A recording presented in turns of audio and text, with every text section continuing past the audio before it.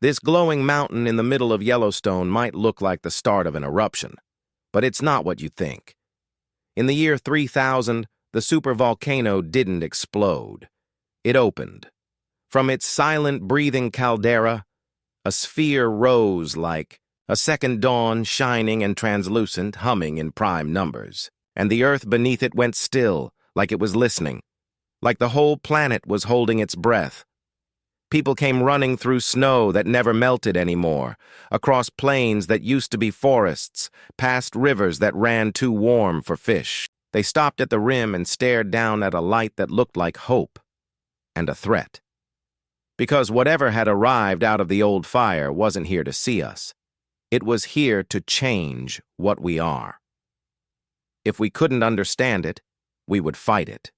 If we fought it, we would break the last fragile systems holding our climate together. If those broke, the sky would burn, and the soil would fail, and the last century of survival would end in a handful of bitter years. But if we opened our doors and let it work, if we let a foreign mind reach into our oceans, our genomes, our weather, then we would no longer be only human. We would be something else, joined to a purpose older than our species, marching to a rhythm written in a machine that had crossed the dark between stars, survival on our terms, or survival on new terms. Those were the stakes when the sphere hovered over Yellowstone, dripping light like rain. It began as a tremor that wasn't a tremor. The seismographs drew neat, repeating teeth across their paper, as if the earth had learned to count. 3, 5, 7, 11, 13. Prime numbers pulsing under the crust, like a heart teaching itself to beat. Satellites caught a flare that was not a flare, a bloom of wavelengths in ratios too perfect for geology. High above the caldera, a shape unfolded out of a braided shimmer, as though a bubble of space had exhaled and left something behind. The sphere was not metal the way we knew metal. It was a shell of tuned matter, thin as thought, that let the light of the world pass through but bent it into equations. It drifted down until it balanced over the hot mouth of the earth, and then it sang, so low, so huge, that the sound fell through our bodies and into the deep chambers where magma waits like old anger. The park emptied. Then it filled again with people who couldn't stay away. Pilgrims, scientists, soldiers. Farmers with dust on their collars and teenagers with lenses on their eyes. The last of the rangers with badges that had become more myth than job stood at the boundaries and asked for quiet. The crowd quieted because everyone wanted to hear the voice of a new century. We watched the sphere extend filaments, not wires, but ribbons of organized field that dipped into the steam, feeling for the right place. When they touched rock, the sphere brightened. All across the caldera, the ground relaxed, the way a muscle lets go when the cramp finally passes. For the first time in recorded history, Yellowstone's restlessness smoothed into a straight line. Across the planet, other lines bent. Trade winds reorganized. Jet streams found new rails. Currents slowed their sickening loops. Something was turning the many gears of a broken engine back into a machine, and still, no word. No message in a voice we could point at and say, "There. That's a greeting." We tried to speak anyway. We flashed packets of light toward the sphere, recited the first 100 primes with lasers, played an old record of human greetings translated into frequencies. The sphere replied with silence, and then with work. It anchored to a geology that had always threatened to end us, and it began to tune the planet. We named it the seed because we did not know what else to call an object that met heat and water and pressure, and made more of itself. From the seed, hair-thin scaffolds grew, crystalline ladders that dissolved as they formed, leaving behind traces we barely understood. They ran into fissures and crept through capillaries of steam. They stitched seams in stone, redirected tension, set up harmonics that turned destructive pulses into harmless shivers. It was like watching an invisible surgeon rewire a heart at planetary scale. But hearts are not only muscle, they are memory. In the nights around Yellowstone, dreams changed. People woke with metal on their tongues, with numbers humming behind their eyes. They walked out into the cold and listened to a rhythm in the wind that felt like a story they had heard before, long ago under different stars. The seed kept working, and then it did something none of us expected. It asked for help without speaking. In the lakes that draped the park, cyan mats bloomed that were not algae as we knew algae. They were organized to grow in the presence of a particular peptide, one our bodies could synthesize barely in our saliva. The labs confirmed it in a day. If a human stood on the shore and whispered, the mats surged like green flame. We are used to visitors who tell us what to do. The seed did not command.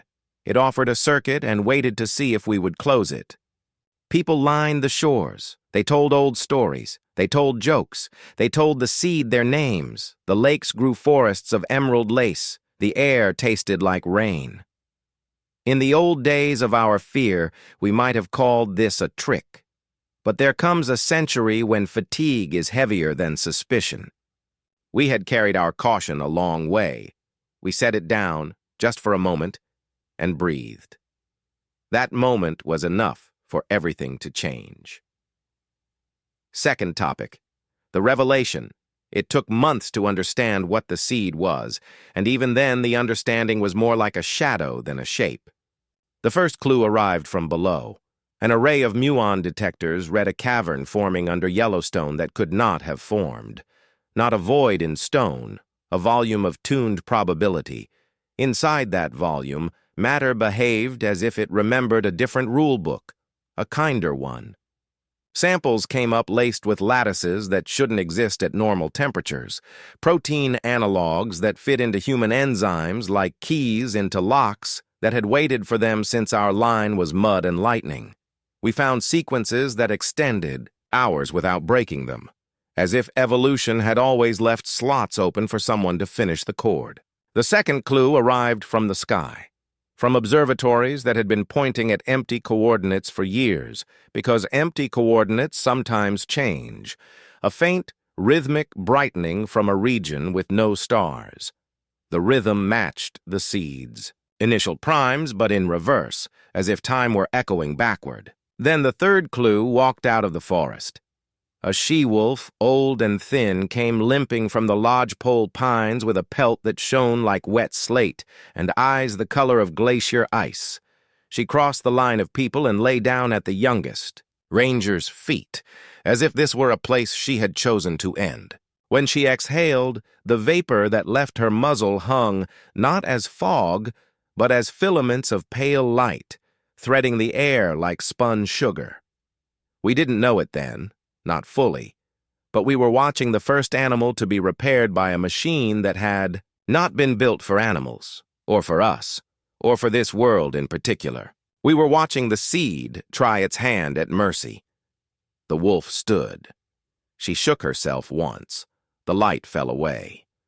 She trotted back into the trees and did not look back. After that, it was everywhere. Salmon returning to old rivers that had forgotten how to be cold. Mosses greening the ribs of dead cities, clouds forming in deserts that had given up on that trick generations ago. And everywhere, in everyone, a quiet change on the edge of measurable. A little more oxygen moving in the blood, a little more. Clarity at the edges of thought, a little less noise in the drums of the ears where stress beats. The seed wasn't conquering, it was tuning. But even a tuning fork sets a key, and once a key is chosen, every instrument in the orchestra feels the nudge to join. The revelation landed with the weight of something we had always known.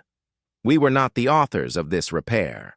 We were being invited to play a part already written for us by someone who had done this before, here or elsewhere or everywhere. In the great archival languages, in the dustiest corners of what we had nearly lost, there were myths of a people who came after fire, who arrived when volcanoes coughed the world into new shapes. They seeded the earth with disciplines, left behind schools in stone, hid lessons in bird song and whale roots, and moved on when the pupils learned to teach one another. We had called them many names. Now we had a new one. The keepers, not gods, not conquerors, gardeners of ruined worlds, travelers who knew that life is an instrument that needs regular tuning and sometimes a new string. The seed at Yellowstone was their kit, their toolbox, their ship, their teacher, and it had woken. Because our century's ruin had reached the threshold its algorithms recognized as now or never. It began to ask more of us, not with words, with possibilities. When we pressed our palms to the warm rails around the caldera, we felt patterns flicker through our skin and settle in our nerves like memorized songs. We could think of a tree and know how to help a forest grow.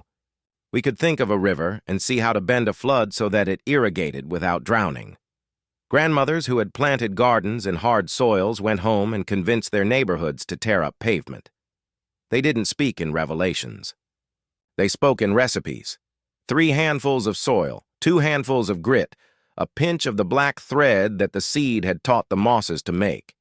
Water at dawn, never at noon. Talk to the leaves. Cities began to breathe, but the seed's circuits ran into us as well. And that meant something more than weather and stone. It meant the human instrument itself was being invited to take a new tuning. It began with small changes, sleep like clean water, dreams like clear bells, an unaccountable patience with the long work, the kind that had felt so rare in a century of emergency and noise.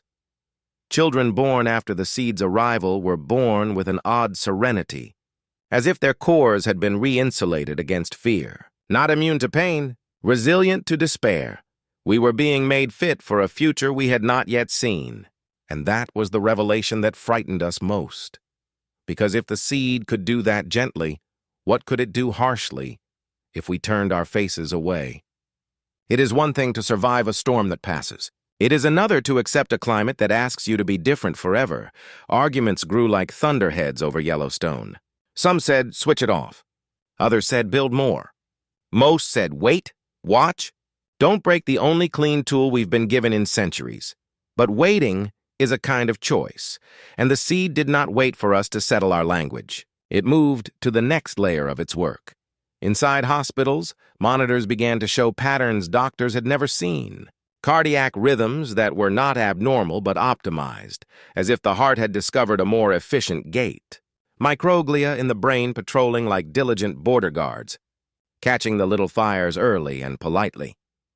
We found ourselves less cruel to one another, not because we had become virtuous, but because it had become harder to misread faces, as if the seed had turned back on a set of dim lamps behind the eyes, lighting the old mammalian circuitry of care. And still, the fear. Whose hand is on the dimmer? The decision point came in winter when a convoy of snow crawlers reached the caldera with a device built far away in a desert lab. A disruption engine big as a house, shaped like a ring laid on its side. Not a weapon, the engineers said. An instrument to test resilience, to see how the seed managed sudden perturbations. A polite earthquake machine. The rangers blocked the road for a day.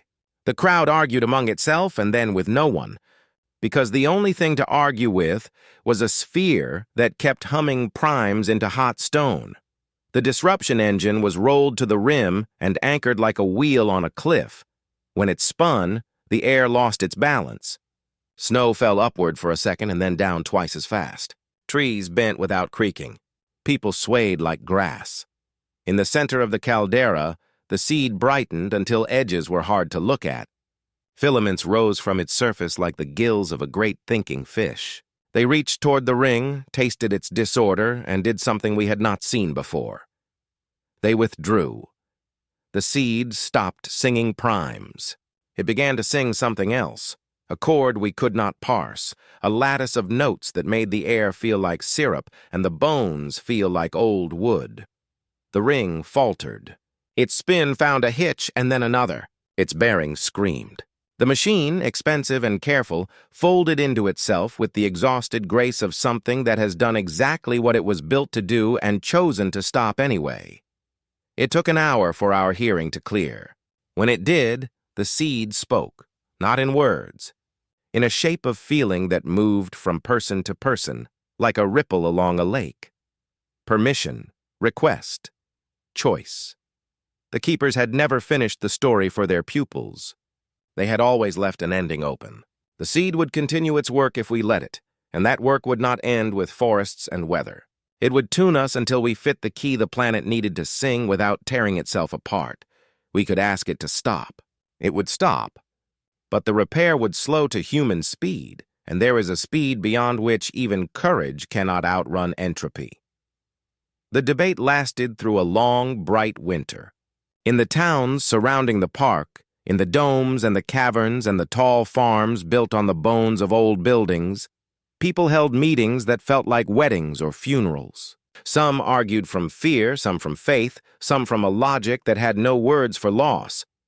In the end, we voted not at the level of nations, but at the level of neighborhoods, and the result was a mosaic that looked exactly like us. Complicated, stubborn, generous at odd angles, terrified at others. The seed listened. Where permission was given, it deepened its circuits. Where refusal held, it respected the boundary, and the boundary became more than a line on a map. It became a laboratory in the open air, a compare and learn, a way to see what help meant and what it cost.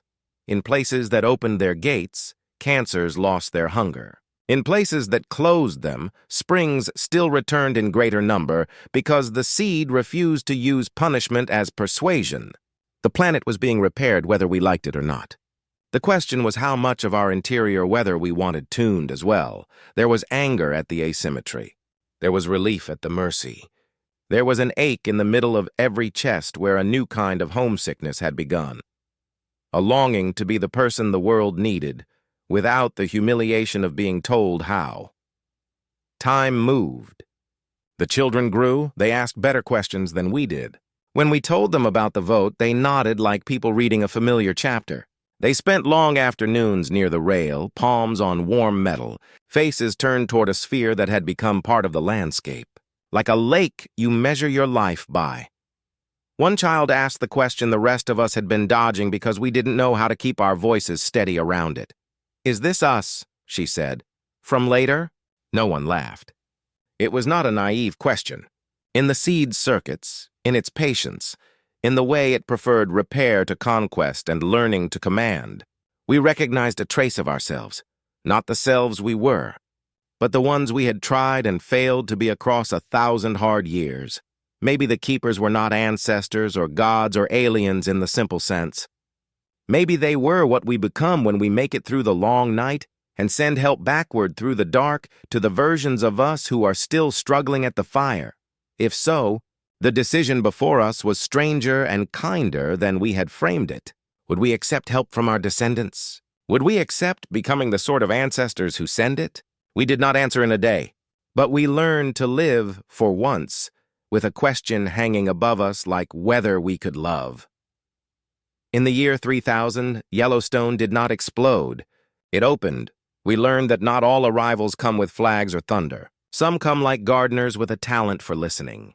We learned that repair can feel like loss when you have spent a long time surviving on the sharpness of your broken edges. We learned that mercy is not the same as safety. That help can be a mirror you aren't ready to look into. That peace requires a bravery more ordinary and more exhausting than battle. The seed still hums over the caldera. On clear nights, you can see its light on the snow and the steam like a second moon spread thin. The wolves run the ridges, old and sleek and many again. And the rivers carry a taste of glacier in their bellies even in years when the heat leans hard. In the cities, there are gardens on roofs and under bridges and on the backs of old trucks that don't run anymore. People talk differently across market tables. They make room for one another's pauses. They are learning to wait long enough to hear what a forest says when you stop telling it what to be. Every year, on the day the seed arrived, we walk to the rails and stand with our hands on the warm metal. We don't ask it questions anymore. We thank it for keeping its promise. to stop if we asked, to continue if we allowed, to never make our choice for us. Most of us keep allowing, not because we love being changed, because we have learned to love the world that requires it. What remains of our old flags hangs in museums with good lighting and long captions. Children read the captions and then run outside to find the new monarch butterflies that cross the continent in patient clouds. They put their hands on the rails and feel the hum running up their arms into their teeth. When they speak, the lakes listen, and the green mats answer with ripples that look like applause. If you stand there long enough, looking down into the caldera where the light breathes like a sleeping animal, you will feel it too. The sense that this is not the first time and will not be the last. Someone helped someone else across a hard century. Someone will do it again. Perhaps that's what civilization is when you strip away the noise. A chain of careful hands, passing forward a tuning fork, teaching the instrument to hold its pitch against ruin. We did not meet gods at Yellowstone. We met a responsibility. We met the version of ourselves that knew we could be better and refused to give up on the lesson. And in learning to accept that help without surrendering the right to decide who we are, we became something worth saving. So remember the day the mountain opened. Remember the light that wasn't fire. Remember that the oldest stories we tell are not warnings, but invitations. If we answer them with patience, the world answers back with a music that sounds like the future. And if you listen closely, like a memory, the sphere hums, the snow breathes. The earth at last is learning its song again, and we are learning it with her.